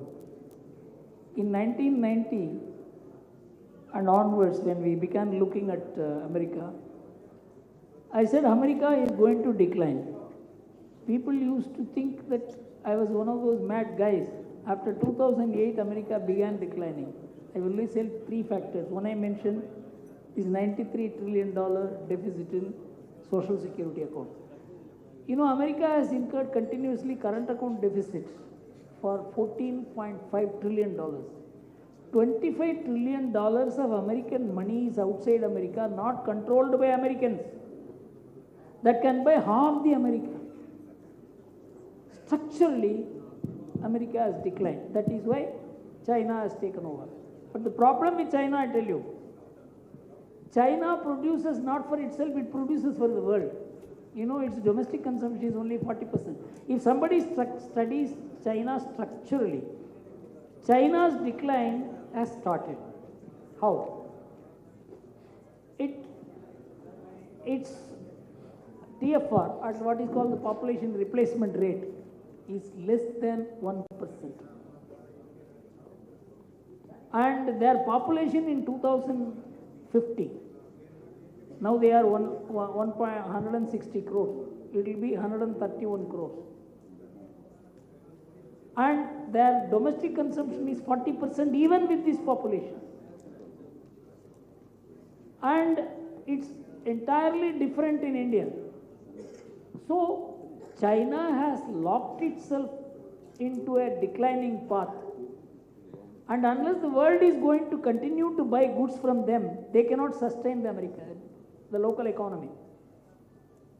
So I am not one of those. In fact, I was telling all these foreign policy makers, don't look at only one or two or three domains of China. Draw the complete balance sheet of China. Draw the complete balance sheet of America. So I am not one of those who is comparing the Chinese apple with Indian apple. No. We have a very different way of life, and we have sustained it in the most difficult times. Our way of life, the capacity that we are producing, as was mentioned by a doctor, amazing. None of this is because of policy making. It is because of the change in the ecosystem. The ecosystem is changed. India's rise is unstoppable. You know how many world leaders have said this? At least 5 top world leaders have said, India's rise is unstoppable. So let us not worry about it. Sir, good evening, sir. Sir. Good evening, sir. Sir. This is, sir, here. Good evening, sir. I am Devi Prasad. Sir, you were talking about the Delhi movement. Just now you said somebody from outside, they are trying to divide us. Could you please elaborate on this, sir? I was very active in Anna Hazare movement. I couldn't, compare it with this movement. Could you please enlighten on this? See, this movement was started from outside India. You know, Tipke announced this movement from America on 16th May, and he landed in India on the 5th of June. You understand that? Yes. Sir. This movement, if it had not been organized in Jantar Mantar, this could have been crushed. Now, the suggestion is to pass a law that within 4 kilometers of parliament there will be no agitation. That you can hold your agitations and all that in Ramlila Maidan. You hold it only when you are few hundred yards away from parliament. Then there will be firing. The whole world will see there is crushing. There is no democracy in India. This was the blackmail. Sir. That the government very cleverly avoided. Okay. Thank you, sir. I think this is the last question. Only one last question from my side. Purely economic, sir. Yeah. One last question. Over the last 2-3 decades, I have been observing that micro and small scale industries are given a go by. There is no thrust at all on those industries which you have mentioned. I truly appreciate whatever you have told about Ludhiana and Tirupur, and here also we have so many. Our own Fatehnagar people, our own Varanagar people, they can replicate so many. Okay, I know because I am from this place for the last 4 decades. And I have been a banker, worked in various branches in State Bank of India here itself.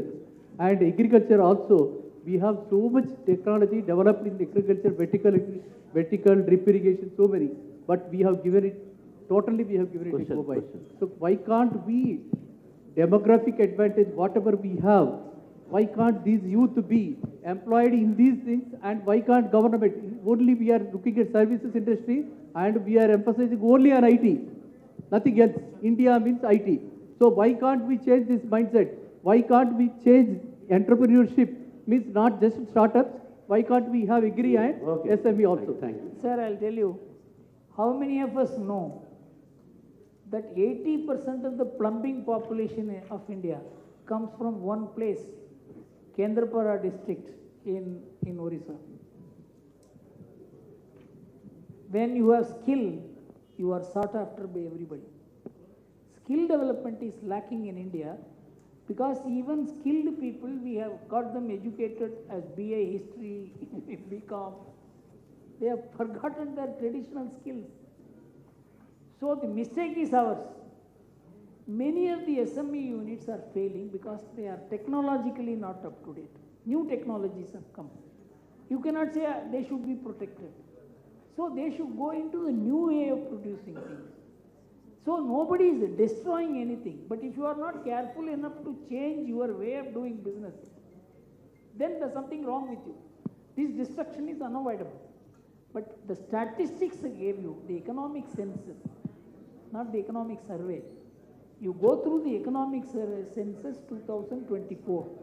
That will give you a complete picture about the non-farming units in India, which are driving the self-employment. Can I ask one brief question, sir? Yeah. Last question. Yes. Hello. Yeah, sir. My name is Venkat Vanam. Sir, what we are actually facing today in the society, because we are talking about civilization, society, our culture, tradition.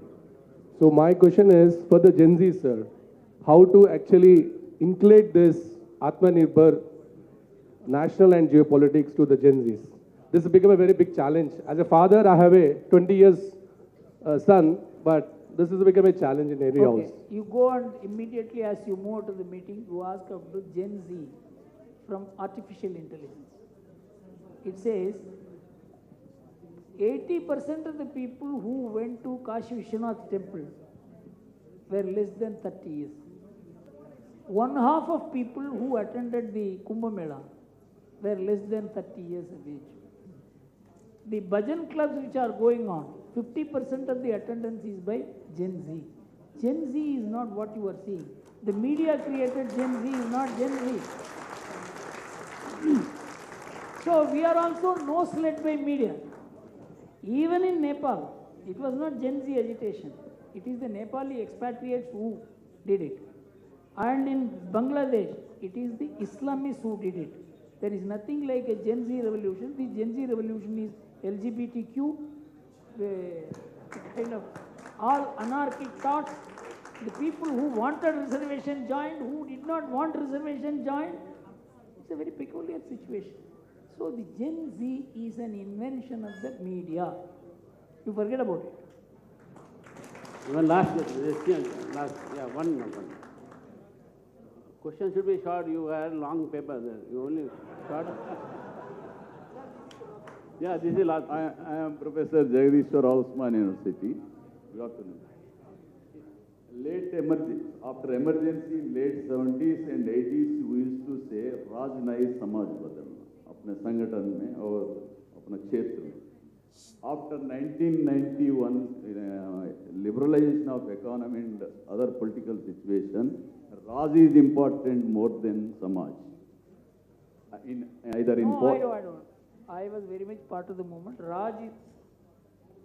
Yeah, my question. We were fighting it. Yeah, we are fighting. We have been fighting. But in political and in spiritual, even though in education institutions, today or yesterday, this political, is there any relation between economic improvement and political power in all areas? Please. I'll tell you what is happening in India. The state is not stopping the people from doing what they were always doing. During the socialist period and globalization, they were suppressed from doing it. Now we have allowed the energies of the people, their entrepreneurship, their capacity to work unhindered. So that is the shift now. It is not that the policy making will lift the country. First, the policy making should not impede the development. That is happening in a big way. But areas where the government should be showing the way in technology, in foreign relationships, strategic association, trade pact, these are all things which are lifting the country. So it is not the government's responsibility to lift each business or each businessman. That is his job. The government will have to ensure a proper ecosystem and policy. Corruption has to reduce. State governments are corrupt. So these are all the problems which we have to discuss. Policy making is, according to me, okay. Some lady wanted to. That's the last.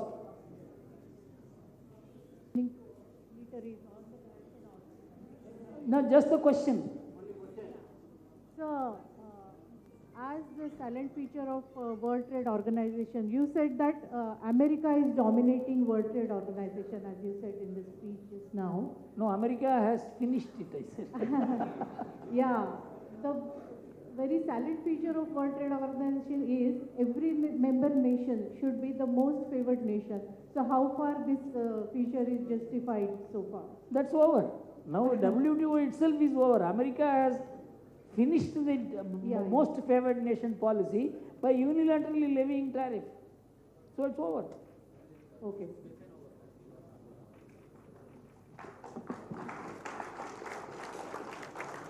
Thank you for that very interesting round on the Q&A. So as we conclude this enriching symposium, we are reminded that the vision of Atmanirbhar Bharat extends beyond economic self-reliance to encompass every sphere of national development. Let us carry forward the insights and ideas shared today and work together towards building a healthier, more knowledgeable India. India that draws strength from its roots, embraces the future with confidence and contributes meaningfully to the world. Now we have the felicitation ceremony. May I now request Shri Ramchandra Rao Garu to felicitate our guest, Shri Gurumurthy Garu.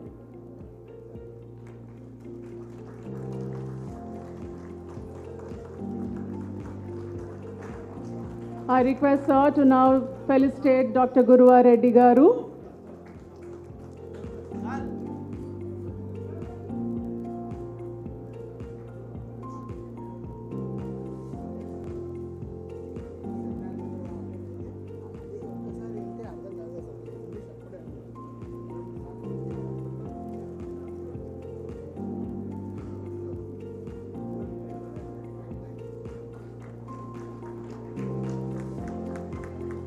I now request him to felicitate Professor Nagaraju, Vice Chancellor, EFLU.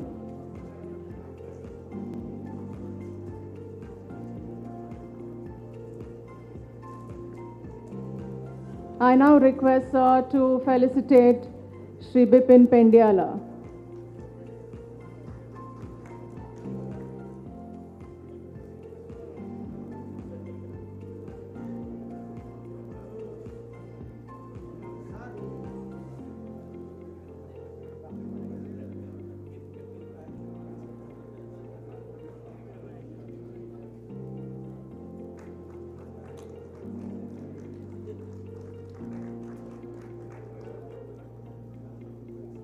May we felicitate the host for the symposium tonight, Shri Ramchandra Rao Garu.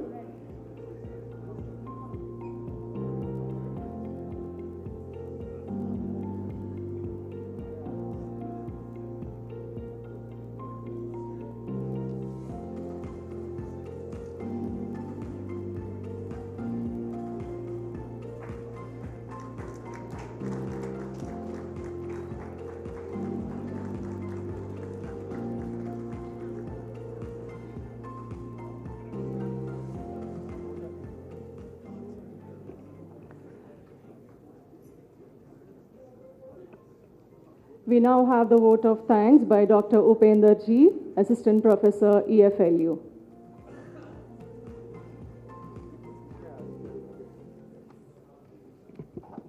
Yeah, namaskar to all. So I'm honored to propose today's vote of thanks on behalf of Forum for Nationalist Thinkers for organizing such a thought-provoking symposium on Atmanirbhar Bharat in the context of contemporary national and geopolitics. On behalf of Nationalist Forum, we express our vinamra dhanyavad to our beloved Bharat-based eminent global economist, author and thinker Shri Gurumurthy ji, for his profound and intellectually enriching keynote addressing highlighting the vision of Atmanirbhar Bharat, the transformative leadership from Atal Bihari Vajpayee to our Modi ji, and Bharat's innate entrepreneurial spirit from rishis to krishis have reminded us that the true self-reliance, not merely an economic aspiration, sir, but a civilizational resurgence rooted in our community-oriented confidence, innovation, and national character, sir. Our sincere gratitude to Ramchandra Rao, sir, for his great leadership in various platforms, especially for the inception of Forum for Nationalist Thinkers and for presiding over this particular symposium. Our thanks to distinguished guests, Guruvareddy sir and Professor Nagaraju sir, Honorable Vice Chancellor of EFLU, and Bipin Dutt ji for their field-specific perspectives. And we also thank Honorable Vice Chancellor of Sri Samakasaraka Tribal Central University, Professor Y.L. Srinivas, Hanuman Chaudhary ji, and Manohar Rao sir, and various other eminent nationalists who are sitting off the days. And we thank